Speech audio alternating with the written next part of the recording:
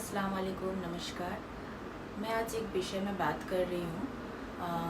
बहुत सारे लोगों को इस विषय में आई थिंक पता होगा और बहुतों को नहीं भी पता होगा। और इस टॉपिक पे मैं एक हफ्ते से स्टडी कर रही हूँ और मैंने इस पर्टिकुलर टॉपिक पे स्टडी इसलिए किया क्योंकि जब आपके छोटे बच्चे होते हैं या होने वाले हैं, इस विषय में पता होना बहुत ज़रूरी है क्योंकि ये समाज से जुड़ा हुआ विषय है। बड़ा आसान लगता है पेरेंट्स होना, जबकि बहुत मुश्किल काम है। आपके बच्चे आईआईटी करेंगे या एमबीबीएस करेंगे ये महत्वपूर्ण नहीं है, लेकिन आपके बच्चे, एक आपका बेटा या आपका बेटी एक कायदे का इंसान बनेगा कि नहीं, ये महत्वपूर्ण है। और इस चीज़ में अधिकतर लोग, ज़्यादातर लोग असफल रहते हैं। पर एक चीज़ हम लोग कर सकते हैं, वो है कोशिश। हम लोग कोशिश कर सकते हैं कि अपने बच्चों को एक कायदे का इंसान बना सके और आगे का पीढ़ी अच्छा हो। कोशिश करने में तो कोई बुरी बात नहीं है, ट्राई तो कर सकते हैं ना। हाँ, मानते हैं आजकल का दुनियादारी अच्छा नहीं है, बहुत सारी चीज़ों से अपने बच्चों को बचाना है और उनमें से ये एक समस्या है जिसका नाम है नार्सिसिज्म। और सबसे इंटरेस्टिंग बात है, सबसे बड़ी बात है, ये बीमारी होता कैसे है। ये बीमारी परवरिश से होता है, माँ बाप से आता है। माँ बाप जो हरकतें करते, जो चीज़ करते हैं, जो सिखाते हैं, उस चीज़ से आते हैं। तो नार्सिसिज्म क्या होता है? नार्सिसिज्म जब ये बढ़ जाता है, हर व्यक्ति में नार्सिसिस्ट पर्सनैलिटी थोड़ा सा रहता है, लेकिन जब ये बहुत ज़्यादा बढ़ जाता है तो उस बीमारी का नाम होता है नार्सिसिस्ट पर्सनैलिटी डिसऑर्डर। नार्सिसिज्म को हिंदी में कह सकते हैं, इसका मीनिंग आत्ममुग्धता। नार्सिसिस्ट पर्सनैलिटी डिसऑर्डर में होता ये है, वो व्यक्ति अपने आप को सबसे बड़ा मानता है। वो सोचता है इस जहाँ से उस जहाँ तक, यहाँ से लेके वहाँ तक सिर्फ मैं ही मैं हूँ, मैं ही मैं हूँ। जब भी आपको कोई ऐसे व्यक्ति मिले जो हर चीज़ में मैं, जिनके बातों में हम नहीं होता है, उनको ये डिसऑर्डर है।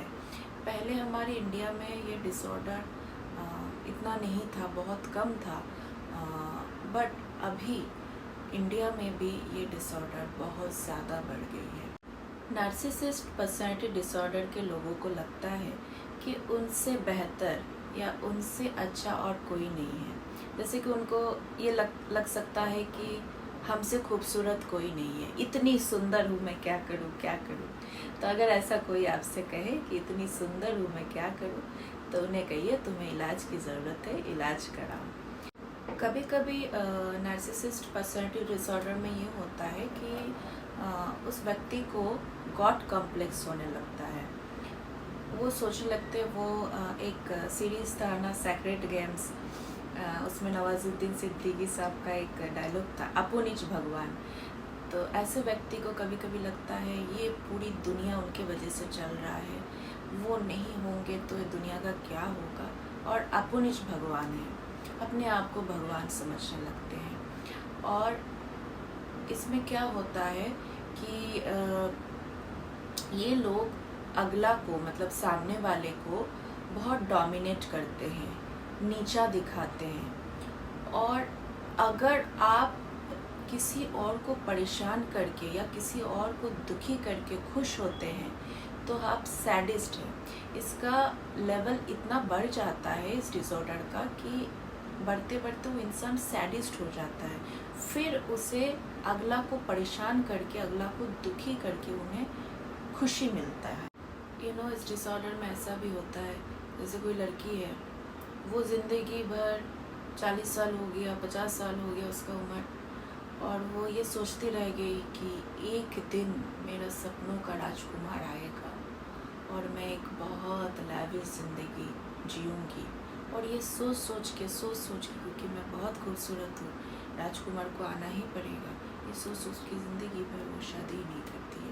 इस बीमारी में ऐसा भी होता है, मतलब अगला को कुछ ना समझना, कुछ ना, मैंने किया। अच्छा, इसमें ये भी होता है, मैंने किया, मैंने करके दिया, मैं नहीं करता या नहीं करती तो ये चीज़ हो नहीं पाता, ये संभव नहीं है।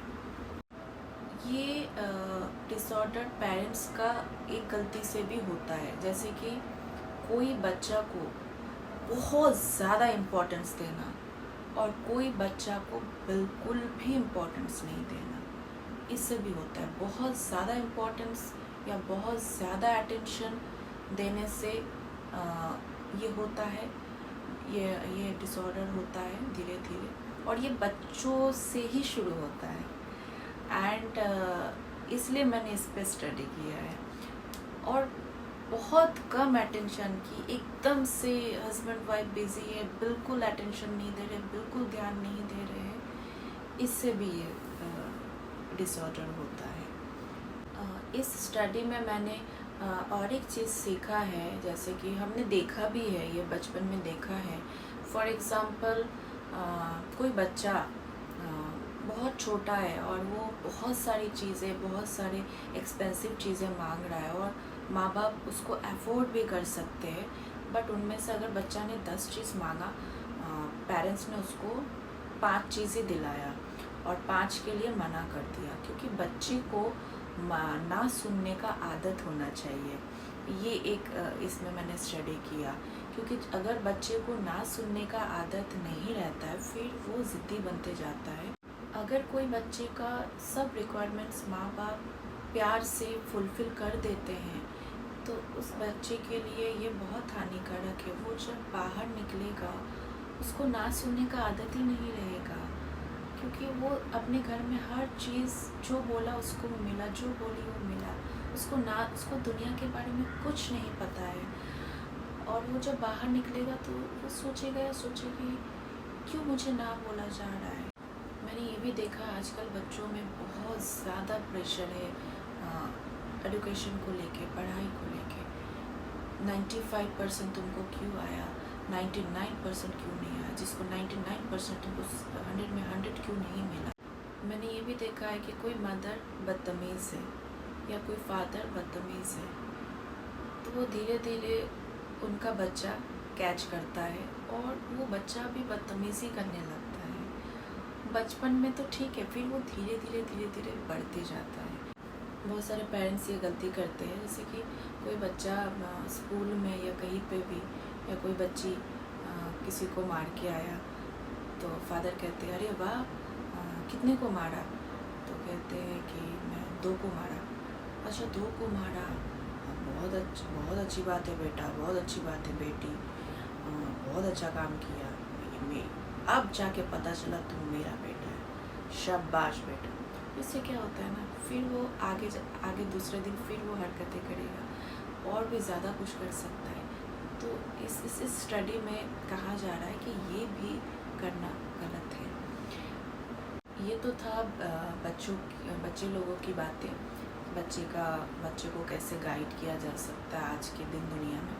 सेकंड, रिलेशनशिप की बातें, जैसे कि कोई लड़का है, वो एक नार्सिसिस्ट पर्सनालिटी डिसऑर्डर लड़की के साथ रिलेशन में है, या तो कोई लड़की है जो नार्सिसिस्ट पर्सनालिटी डिसऑर्डर लड़का के साथ रिलेशन में है या शादी हुई है, तो उनके साथ बहुत ज़्यादा प्रॉब्लम होता है। अगर ये सही टाइम में डायग्नोसिस नहीं किया गया, सही टाइम पे अगर ये बीमारी पकड़ में नहीं आया, तो बहुत मुश्किल होता है ऐसे लोगों के साथ रहना, क्योंकि ये हर चीज़ में आपको डोमिनेट करेंगे, हर चीज़ में झगड़ेंगे, आर्गूमेंट्स करेंगे, और आप थक जाओगे उनके साथ आर्गूमेंट्स करके, और आप जीत नहीं पाओगे, क्योंकि उनके लिए वही बेस्ट है। वो आपका सुनेंगे ही नहीं।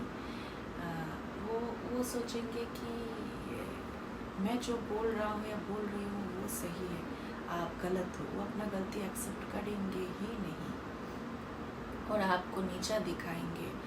और जो नीचा दिखाते हैं उसको तो बेचारे को बीमारी है, और जो ये सहता है या सहती है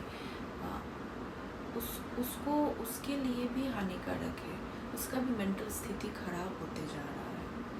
अगर किसी को लगे मैं संविधान से ऊपर हूँ, मैं कानून से ऊपर हूँ, मुझसे बड़ा कौन, मेरे सामने सब छोटे हैं, मैं तो यूँ चुटकी में सब करता हूँ, मैं जहाँ से खड़ा, वो फिल्मी डायलॉग फिल्मों में ही अच्छा लगता है, फिल्मी डायलॉग है ना, मैं जहाँ से खड़ा होता हूँ या मैं जहाँ से खड़ी होती हूँ वहीं से लाइन स्टार्ट होती है। फिल्मों में तो बहुत अच्छा लगता है, बट अगर रियल लाइफ में अगर कोई आपको ऐसा बोले तो आप कहना उसको कि हाँ, तुम्हारा लाइन अलग ही शुरू होता है और तुम ही नंबर 1 में खड़े हो उस लाइन के, जिस लाइन का नाम है मनोविज्ञान रोगी का लाइन।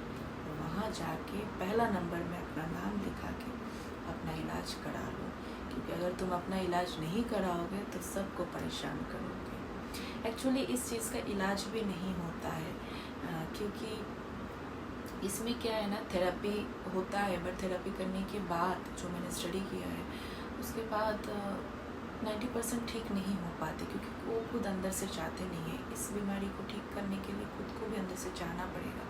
अगर किसी को समझ में आए कि उसको ये बीमारी है नार्सिसिस्ट पर्सनालिटी डिसऑर्डर, तो वो ट्रैवल कर सकता है। ट्रैवल से ये बीमारी कुछ हद तक ठीक होता है। तो जब कोई घूमने जाएगा या जाएगी तो वो उधर का लोकल चीज़ देखेगा, एंड अगर कोई बॉयफ्रेंड गर्लफ्रेंड में झगड़ा हो रहा है, पति पत्नी में झगड़ा हो रहा है इस डिसऑर्डर की वजह से, तो वो जब किसी और का लाइफ, फॉर एग्जांपल कोई और कपल को देखा कि वो ऐसे जी रहे हैं, या बहुत एकदम करीब व्यक्ति को देखा कि वो दिन में 200 रुपया कमा के भी कितना खुश है, ये सारी चीज़ देख के बहुत सारी चीज़ बदल सकती है, वो इंसान ठीक हो सकता है। ऐसा नहीं कि ठीक नहीं होते हैं। और सेकंड चीज़, हम सब मदर्स के लिए ये ज़रूरी है, जैसे कि जब तक बच्चा ब्रेस्ट फीड करे, ओके, सो अगर आपके घर के पास आपका मदर का घर है, ज़्यादा दूर नहीं, वहाँ पे आप जा सकते हैं, लेकिन वहाँ पे अकेले जाना चाहिए।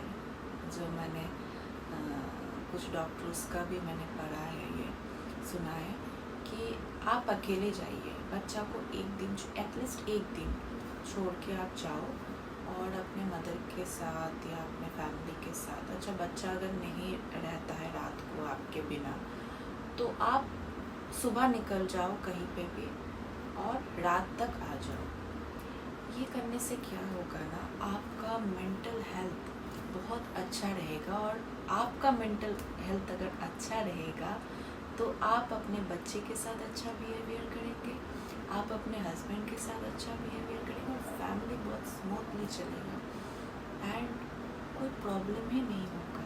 बच्चे को आप अच्छा चीज़ सिखा पाएंगे, क्योंकि आपका माइंड कूल रहेगा। आजकल मैं फ़िलोसॉफ़ी का कुछ टॉपिक सुन रही हूँ, फिर मनोविज्ञान का भी कुछ टॉपिक सुन रही हूँ। उनमें से जो ज़्यादा इंटरेस्टिंग होगा वो मैं आप लोगों के साथ ज़रूर शेयर करूँगी, जो मैं खुद सीखूँगी थोड़ा बहुत, और वैसे थोड़ा बहुत आप लोगों को भी बताऊँगी कि ये मैंने सुना है। और हाँ, नार्सिसिज्म इतना बड़ा सब्जेक्ट है, इतना बड़ा टॉपिक है, इसमें स्टोरी है, ग्रीक परंपरा में ये बहुत इंटरेस्टिंग स्टोरी है। इसको आप लोग ज़रूर सुने विस्तार से, क्योंकि इतना बड़ा है, क्योंकि ये 2 घंटा 3 घंटे में भी आप ख़त्म नहीं कर पाओगे। मैं तो बहुत छोटा, मैं कुछ शब्दों में ही कहा मैंने। इस विषय में आप लोग ज़रूर सुने और ज़रूर पढ़ें। बहुत अच्छी चीज़ है ये, बहुत इंटरेस्टिंग है और जानना बहुत ज़रूरी है। फिर मिलेंगे दोस्तों।